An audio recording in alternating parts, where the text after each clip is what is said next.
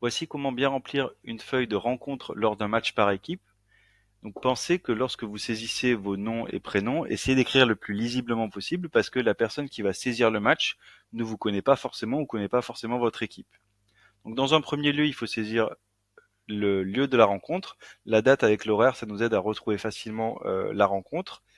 L'équipe A sur la colonne blanche et l'équipe B sur la colonne grise. Donc chaque équipe va saisir ses joueurs dans l'ordre du classement, donc le mieux classé en 1 et le moins bien classé en 4. Et pareil pour l'équipe B sur les cases grises. L'ordre des matchs est quatrième joueur, puis premier, deuxième et troisième joueur. Donc la rencontre démarre. Le premier match a lieu, 3-2 pour Frédéric Vitalis. Et on continue ensuite avec la rencontre du premier joueur, du deuxième joueur et du troisième joueur. La rencontre est terminée, donc on va pouvoir compter à la fois les jeux et le score des matchs remportés, ici 3-1.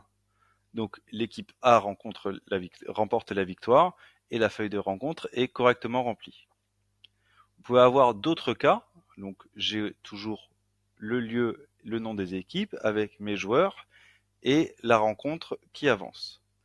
Cependant, la rencontre est plus accrochée et on va finir avec un score au jeu qui est de 9-6, mais un match qui est à 2-2. Donc là, on va avoir un nul gagnant d'une équipe. Donc comme les jeux sont plus importants dans la colonne blanche, c'est l'équipe A en blanc qui gagne. Le troisième cas possible est d'avoir une égalité au jeu et on va devoir compter les points.